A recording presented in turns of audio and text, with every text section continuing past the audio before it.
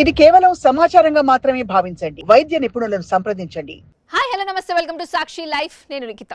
Africa దేశాలను వణికిస్తున్న ప్రాణాంతకర Ebola virus ప్రస్తుతం ప్రపంచ దేశాలకు కొత్త ఆందోళనగా మారుతోంది. ప్రపంచ ఆరోగ్య సంస్థ WHO అంచనాలను మించి ఈ మహమ్మారిని అత్యంత వేగంగా వ్యాప్తి చెందుతుండటం అంతర్జాతీయంగా కలకం రేపుతోంది. కాంగో, యుగాండా దేశాల్లో మొదలైన ఈ ఉపద్రవం ఇప్పుడు నెమ్మదిగా ఇతర ఖండాలకు కూడా విస్తరిస్తున్నట్లు వస్తున్న నివేదికలు పబ్లిక్ హెల్త్ ఎమర్జెన్సీని తలపిస్తున్నాయి. ప్రస్తుత పరిస్థితులు కోవిడ్-19 ప్రారంభ రోజుల్ని భయాందోళనను గుర్తు చేస్తున్నాయని వైద్య నిపుణులు హెచ్చరిస్తున్నారు. ప్రస్తుతం ఆఫ్రికాలో వ్యాప్తి చెందుతున్న ఎబోలా రకం బుండిబుగ్యో స్టెయిన్ అని శాస్త్రవేత్తలు గుర్తించారు.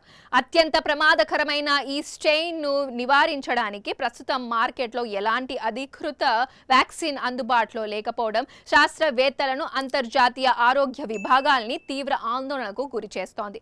గతంలో కోవిడ్-19 వ్యాప్తి చెందిన తొలినాళ్లలో టీకా లేకపోవడం వల్ల ఎలాంటి విపత్కర పరిస్థితులు ఎదురయ్యాయో ఇప్పుడు ఎబోలా విషయంలోనూ ఇదే పునరావృతమయ్యే ప్రమాదం ఉందని నిపుణులు హెచ్చరిస్తున్నారు.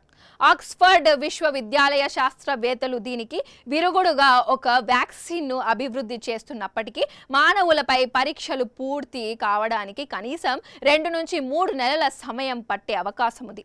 దీనివల్ల రాబోయే 6 నెలల వరకు బాధితులకు సమర్థవంతమైన ఔషధం అందడం కష్టమేనని తెలుస్తోంది. మరోవైపు రష్యా సైతం ఒక టీకాను సిద్ధం చేసినట్లు ప్రకటించిన దానికి అంతర్జాతీయ గుర్తింపు, ధృవీకరణ రావాల్సి ఉంది. ప్రస్తుత ఎబోలా వ్యాప్తి నియంత్రణ పరిధిని దాటిపోతోందని, తక్షణమే ప్రపంచ దేశాలు అప్రమత్తంగా కాకపోతే మరో అంతర్జాతీయ ఆరోగ్య సంక్షోభ తప్పదని WHO doctor general doctor Tedros Adhanom Ghebreyesus హెచ్చరించారు. ఆఫ్రికన్ యూనియన్ వేదికగా ఆయన మాట్లాడుతూ వైరస్ కట్టడికి తీసుకుంటున్న చర్యల కంటే దాని వ్యాప్తి వేగం చాలా ఎక్కువగా ఉందన్నారు. ఇప్పటి వరకు అందుతున్న సమాచారం ప్రకారం ఉగాండా, కాంగో దేశాల్లో దాదాపు 1198 కేసులు, అదేవిధంగా 128 నిర్ధారిత, 177 అనుమానిత కేసులు వెలుగు చూశాయట. అలాగే ఈ వ్యాధి కారణంగా సుమారు 228 మంది మరణించినట్లు European centre for disease prevention and control వెల్లడించింది. ఎబోలా సోకి మరణించిన వారి మృతదేహాల ద్వారా ఈ వైరస్ ఇతరులకు వేగంగా విస్తరిస్తున్నట్లు ఆరోగ్య నిపుణులు గుర్తించారు. కాంగోలో సాంప్రదాయ పద్ధతుల్లో అంత్యక్రియలు నిర్వహిస్తూ మృతదేహాలను తాకడం వల్లే ఎక్కువ మంది ఈ వ్యాధి బారిన పడుతున్నారు. ఇటీవల మరణించిన వారిలో 3 రెడ్ క్లాస్ వాలంటీర్లు కూడా ఉండటం పరిస్థితి తీవ్రతకు అర్థం పడుతోంది. అయితే అమెరికాకు చెందిన ఒక వైద్యుడు సైతం ఎబోలా ప్రభావిత ప్రాంతంలో సేవలు అందించి స్వదేశం తిరిగి వచ్చిన తర్వాత ఈ వైరస్ బారిన పడ్డారు. ఈ నేపథ్యంలోనే భారత్, అమెరికాతో సహా పలు దేశాలు అంతర్జాతీయ విమానాశ్రయాల్లో ప్రయాణికుల స్క్రీనింగ్ను, నిఘాను ముమ్మరం చేశాయి. అదేవిధంగా యూరప్ దేశాలైన ఇటలీ, ఆస్ట్రేలియాలోనూ అనుమానిత కేసులు నమోదవ్వడం, భారతదేశంలోనూ గతంలో ఒక అనుమానిత కేసు వెలుగు చూసి తర్వాత కోలుకోవడం వంటి పరిమాణాలు గ్లోబల్ అలర్ట్కు కారణమవుతున్నాయి. సెయింట్ ఆండ్రూస్ విశ్వవిద్యాలయం అంటూ వ్యాధుల నిపుణుడు డాక్టర్ డెరెక్ స్లోన్ అభిప్రాయం ప్రకారం ప్రపంచీకరణ నేపథ్యంలో ఒక దేశంలోని ఆరోగ్య సమస్యను మిగిలిన దేశాలు నిర్లక్ష్యం చేయడానికి వీల్లేదు.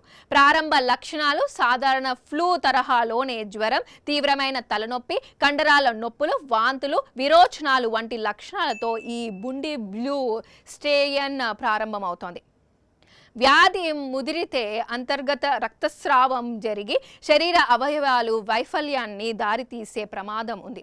అయితే వైరస్ శరీరంలోకి ప్రవేశించిన తర్వాత లక్షణాలు బయటపడడానికి 21 రోజుల సమయం పడుతుందట. ఈ సుదీర్ఘ కాలంలో బాధితుల ద్వారా ఇతరులకు ఇన్ఫెక్షన్ సోకే ప్రమాదం ఎక్కువగా ఉంటుంది.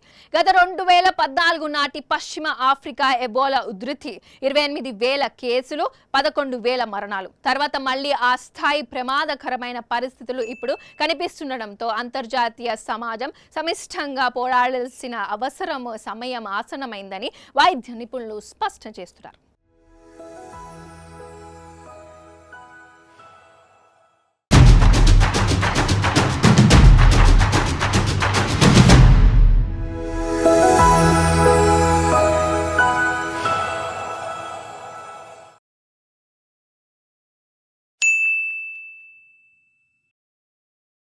సాక్షి టీవీ ప్రసారాలను నిలిపివేయడం చట్టరీత్యా నేరం.